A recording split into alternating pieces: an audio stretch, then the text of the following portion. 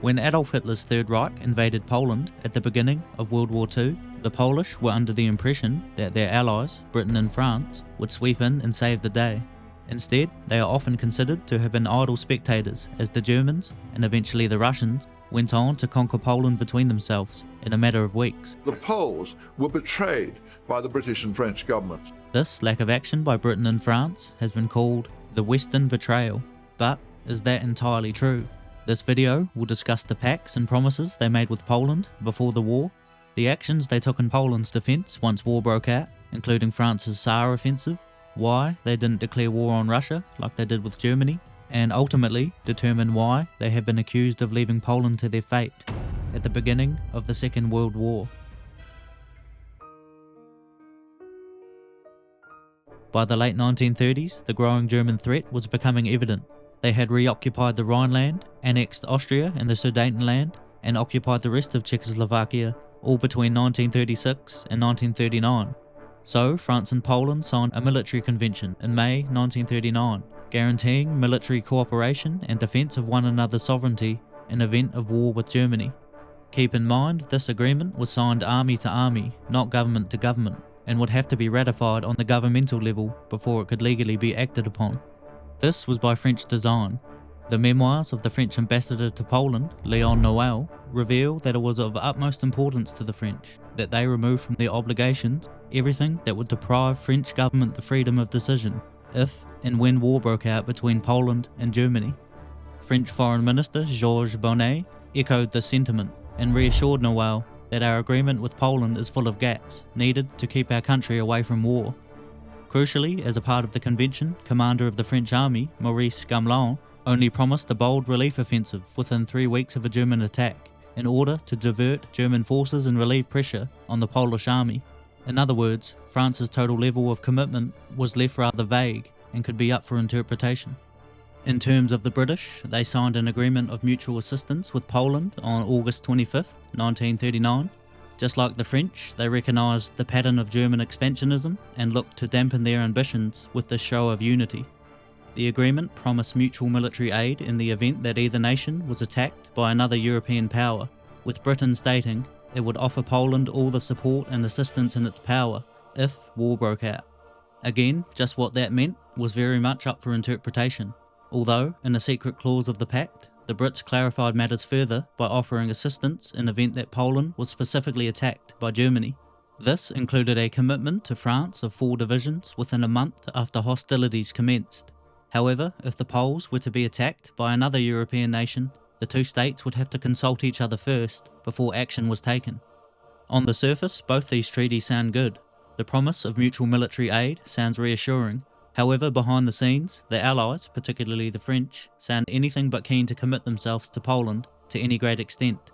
The pacts are also worded in a way that in theory allow both France and Britain to meet their promises, whilst in reality failing to achieve Polish protection. If an attempt were made in such a way as to threaten Polish independence, why then that would inevitably start a general conflagration in which this country would be involved. For all the hate that the British and their Prime Minister Neville Chamberlain receive over appeasing Hitler in the late 1930s, most notably with the Munich Agreement of 1938, which allowed Germany's annexation of the Sudetenland, when it came to Poland, evidence suggests the Brits were far more keen to help the Poles than the French were. In the first few days of the German invasion, while the French were biding their time under the guise of ratifying their defensive alliance with Poland and calling for a diplomatic solution, the Brits took immediate action. On the 3rd of September, the same day they declared war, they initiated a naval blockade of Germany in hopes they could disrupt their flow of material. However, it didn't have the desired effect, as at this point the Germans were getting the majority of their raw materials from the USSR. Nevertheless, it was a decent start towards keeping their promise to the Poles. They were keen to get the RAF into the mix immediately too, but French Prime Minister Daladier vigorously vetoed any moves to bomb German cities, out of fear that the Luftwaffe would rain devastation on Paris in retaliation. So, the hamstrung RAF would have to take another route into the action.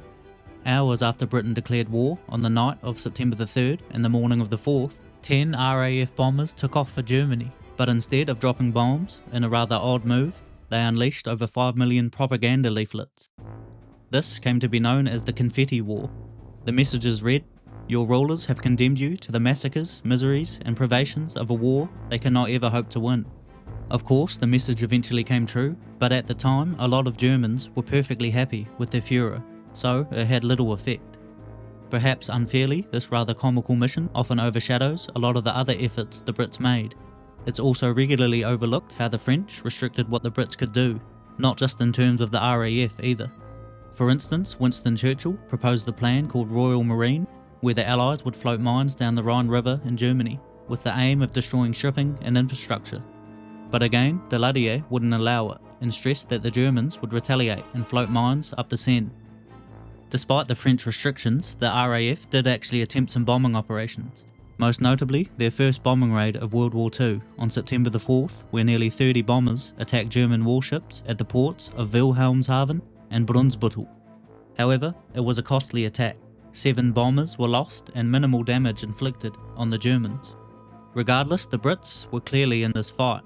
They were straight out of the blocks, putting man and material on the line, at air and at sea, trying to make things work for Poland. And remember, this is at a time where the French were fluffing around, trying to get a plan of action legally cleared. The same day as the failed bombing raid, the British began sending troops across the Channel to France. But mobilisation and troop transport proved to be far too slow a process to offer any real aid to Poland. This wasn't helped by the Germans unleashing their infamous blitzkrieg on the world for the first time and making rapid progress. No one expected Poland to fall so quickly. Already, by September 8th, the Germans had reached the outskirts of Warsaw, and on the 17th, while British troops were trickling into France, the Soviet Union invaded Poland from the east, sealing their fate. Ultimately, the Poles were defeated before the British Army arrived in force. Their first 2 divisions only arrived in full on October the 3rd, 3 days before Poland officially fell. The last 2 divisions of the Promised Four didn't take their place on the French line until October the 12th, well after the battle had been decided and longer than the promised 30 days. Could they have done more, faster? Possibly, but we have to factor in Britain's geography and the sheer logistical issues that moving an army across the English Channel poses. They couldn't magically get troops on the ground in Poland either, unless their 4 divisions and the French army miraculously stormed across the whole expanse of Germany unopposed and linked up with the action in less than a month. Transporting troops directly to Poland by sea was largely unfeasible too, and definitely not logical. The same can be said for the idea of getting supplies and equipment to Poland. The issue was they couldn't just land at any old German harbour and hope to unload vast amounts of men and supplies, and Poland itself only had one major port, Danzig. To get there, the Allied Navy would have to go headfirst into the Baltic Sea, strike a knockout blow to the German Navy or Kriegsmarine, all the while trying to contend with the Luftwaffe. It would have been an absolute suicide mission, and that's assuming the ships, men and material could be spared and readied in the time that it took for Danzig to fall, which was in the first week of the war. In short, it was absolutely never going to happen, judging by the time that it took the Brits to mobilise 4 divisions to France. In reality, the French, who of course shared a border with Germany, were the only ones capable of mustering a large enough force quickly enough to effect proceedings. The French learned of the Nazi invasion of Poland on September the 1st, the day it kicked off. But the French constitution didn't allow declarations of war without the say-so of the French government. Remember, the French-Polish defensive alliance still had to be ratified by the state first. Funnily enough, most of the French lawmakers were away on vacation, so the French told the Polish that the fate of their nation would have to be discussed when they returned the following day. On September 2nd, Georges Bonnet, the French foreign minister, demanded a political solution to hostilities, angering the British, who wanted to take action against the Germans immediately. The French had in fact already started mobilising their troops, but it was a relatively slow process. Commander of the French army, Maurice Gamelin, stalled for time, arguing that the evacuation of the French citizens near the border with Germany was of high priority. The reality was, Gamelin was afraid that if a large-scale war broke out now, the French would have to be the ones taking it on the chin before the Brits got their act together and made it to the continent, which, as we know, took weeks. So, even with the Brits demanding immediate action, the French were delaying, sluggishly organising their chess pieces and waiting for the Brits to share in the chaos. Gamelin finally gave orders for the French military to be ready for war, by 5 AM September the 4th, the day the French-Polish Defensive Alliance was officially ratified, 12 hours after war was declared, and the day the RAF began action.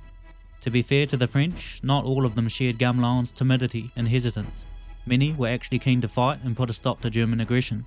On the other hand, the old guard of the French army and government, even many citizens, the ones who had lived through the horrors of the First World War, men like Gamelin, carried a sense of war weariness and were not keen on waging another costly war against Germany. In May 1939, Gamelin told the Polish that if they were invaded by Germany, the French military would answer. 2 weeks max for backup to arrive, he guaranteed. But behind the scenes, he was telling the British that he wasn't going to be launching any gung-ho offensives if a war were to break out. This mindset was in tune with France's interwar shift towards defensive warfare, evidenced by the construction of the Maginot Line, which started all the way back in 1929. Nonetheless, French mobilisation went on. By the time the French invaded the Germans on the 7th of September, they actually managed to scrape together a decent force. Roughly 40 infantry divisions, 1 armoured, 3 mechanised, nearly 80 artillery regiments, and 40 tank battalions. Most of Germany's military was in Poland. They only had 34 divisions defending the Saar region, where the French planned to attack. The majority of those divisions consisted of reservists, with minimal training, outdated weapons, and relatively few armoured vehicles, tanks and aircraft. In short, the French had a massive advantage in terms of numbers and firepower, and the numbers were increasing by the day. Finally, after much build-up and consideration, on September 7th, 4 days after France's declaration of war, and 6 days after Germany's invasion of Poland begun, Gamelin ordered a French invasion of Germany. 11 French divisions immediately crossed the German border into the Saar region. They managed to advance 8 kilometres and occupy 12 towns within the first day. There was virtually no major resistance to speak of, and casualties were low. By the 9th, mechanised and armoured divisions had joined the fray, seeing the French push to within 3 kilometres of the Siegfried Line. At this point, the French had assembled a whopping 85 divisions in the area. The Germans still only had 34. It was a position that any general in their right mind would have been over the moon with. However, despite the rapid advance and swelling troop numbers, the pace soon slowed, one reason being landmines. During their tactical retreat to the Siegfried Line, the Germans had littered the forests and fields of the Saar region with an array of mines. The French army, as antiquated as it was, lacked effective modern mine detectors. This, combined with caution, reduced the French advance to roughly 1 kilometre per day. Another issue was France's lacklustre use of their tanks. The tanks themselves were fine, but they didn't have an effective modern doctrine to make the most of them. Unlike the German blitzkrieg, where tanks spearheaded the infantry's advance, French tanks were used in flashy but ineffective attacks. The few that did manage to dent the German line didn't get far, as they soon ran into the hilly and densely forested regions of the Saar, which were challenging for large vehicles to navigate. The bread and butter of the French attack, the heavy artillery, was also terribly ineffective. A lack of adequate delay fuses saw French barrages do little against the Siegfried Line, as the shells couldn't penetrate the surface before exploding, leaving German bunkers and pillboxes largely untouched. However, the largest plague on the French army wasn't numbers or firepower, but their mentality. To reiterate, nearly a full generation of young men were wiped out in World War I, leaving deep-seated scars in French minds. Couple this with the political chaos and military stagnation of the interwar years, and by 1939, the French army was woefully ill-prepared and had little desire for another massive war. And so, on September 12, the British and French War Council shockingly decided to halt offensive actions. Gamelin immediately told his troops to not advance any closer to the Siegfried Line, taking whatever momentum they had and throwing it away. Astonishingly, the French didn't even tell the Polish. All they said was that the promised relief effort had been rescheduled from the 17th to the 20th of September. However, that assault never came. On the 17th, despite areas of brave resistance, the Polish fell back to Warsaw, waiting desperately for the Allied thrust. But the same day, the Russians invaded Poland from the east. This was just the catalyst that the overcautious Gamelin needed to throw in the towel. On the 21st of September, Gamelin gave the order that French and British armed forces are to begin a total withdrawal, enraging a number of his staff in the process. General Henry Girard stated that Gamelin was squandering a huge opportunity. Charles de Gaulle, tank commander and future leader of the French government in exile, called the Saar Offensive gutless and no more than a few demonstrations. With the Germans knocking on the door of the Polish capital and the Russians sweeping in from the east, it's likely that Gamelin thought that Poland's demise could no longer be stopped. On the 17th of October, the French finally completed their withdrawal, restoring the German-French border to what it was before the attack. In total, the French sustained nearly 1,900 casualties, and the Germans a rather chilling total of 666. Not only was the French operation an embarrassing strategic failure, it exposed the inadequacies of the French armed forces, in particular of their top general. Gamelin was mentally stuck in World War I, clutching onto defensive tactics that defined the last great struggle. He was timid and unwilling to take the battle by the scruff of the neck. In fact, his decisions during the Saar offensive left German generals rather stunned. General Siegfried Westphal said that if the French actually committed to the advance, they would have likely reached the Rhine in a couple of weeks, potentially forcing the Germans to sue for peace. Chief of Army High Command Franz Halder agreed, adding that the Ruhr, Germany's industrial heartland, was also there for the taking, an area that was critical in keeping the German war machine running. Statements like these led to the popular belief that the French blew a prime chance to end World War II before it even started. Modern historians dismiss this claim though, arguing that the Saar offensive never had a hope, thanks to the ineptitude of the French armed forces. Whatever way you spin it, a chance to possibly change the course of history was put at Gamelin's feet, and he let it slip away. Although whether or not he could have achieved success is another story altogether. On top of everything we've discussed so far, we can't forget how the Russian entry into hostilities affected the Allied thought process around Poland's defence. I quite often see questions like why didn't the British and the French declare war on Russia in defence of Poland? They did on Germany, so why not the USSR? Well, let's get into it. 3 weeks before the Russians invaded Poland, they signed a surprise non-aggression pact with their ideological enemy, Nazi Germany, the Molotov-Ribbentrop Pact. This saw a trade and credit deal struck between the two nations. In addition, a secret protocol established new German and Soviet spheres of influence in Eastern Europe, which included the agreement to partition Poland. On September the 17th, 1939, Soviet leader Joseph Stalin cashed in on his part of the agreement and invaded eastern Poland with roughly 500,000 troops. Of course, Poland's east was thinly defended, with most of their forces fighting Germany in the west. So the Soviet advance was rapid. By the time Poland surrendered on October the 6th, 200,000 square kilometres of eastern Poland was in Soviet hands. As we know, the Allies halted their advance into Germany on the 12th of September, but it was only after the Soviets invaded on the 17th that they completely abandoned any thought of Polish defence. But why? Why not declare war on Russia as well and continue to help Poland in some capacity?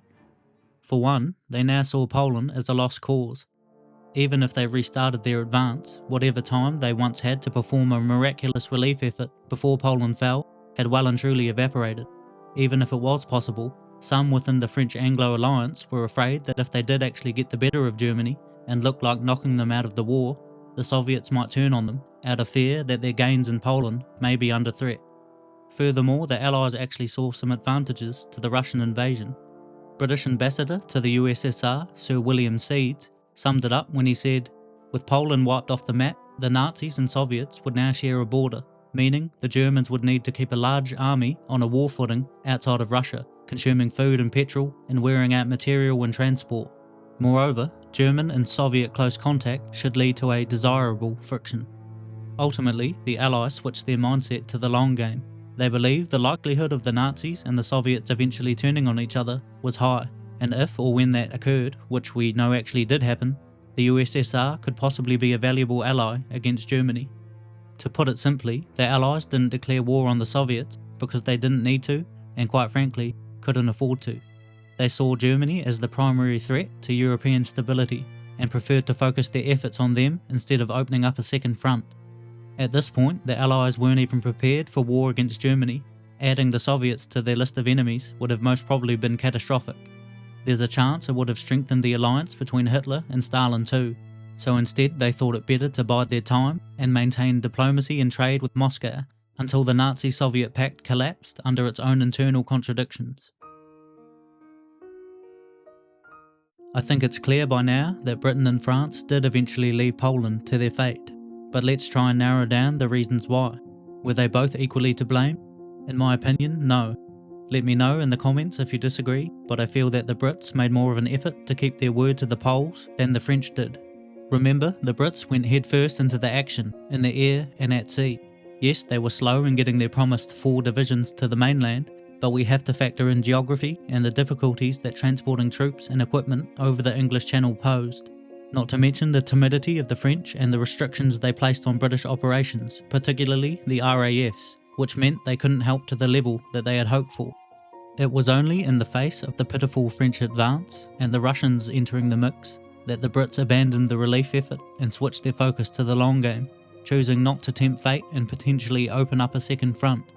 Instead, they chose to keep friendly relations with the Russians open in the hopes that the Soviets and Nazis would eventually turn on each other, at which time the Soviets may become a valuable ally. Can we forgive them for this? You could argue either way, but with the luxury of hindsight, we know that this paid off in the long run. It's just a shame that it didn't do much for the Poles in the short term. What we can argue fairly strongly is that France didn't fulfill their promise to Poland. It seemed that they just abandoned the cause after the first few jabs were thrown between themselves and Germany. They promised a bold relief effort within 2 or 3 weeks, and by all accounts, the Saar offensive didn't even get out of first gear. They were in a position to potentially knock Germany out of the war completely, or at least put a huge dent in them before the Russians even got involved, only for the attack to crumble under the anxiety and war weariness of their own commander and the inadequacies of their armed forces. The reality was, they had no desire for another costly conflict, and they were woefully ill-prepared for a large-scale, modern war, which became shockingly clear roughly 7 months later when the Nazis crushed them into surrender in only 6 weeks. For a full breakdown of the Battle of France and why the French performed so poorly, click the video on your screen now. Thanks for watching, and don't forget to like and subscribe.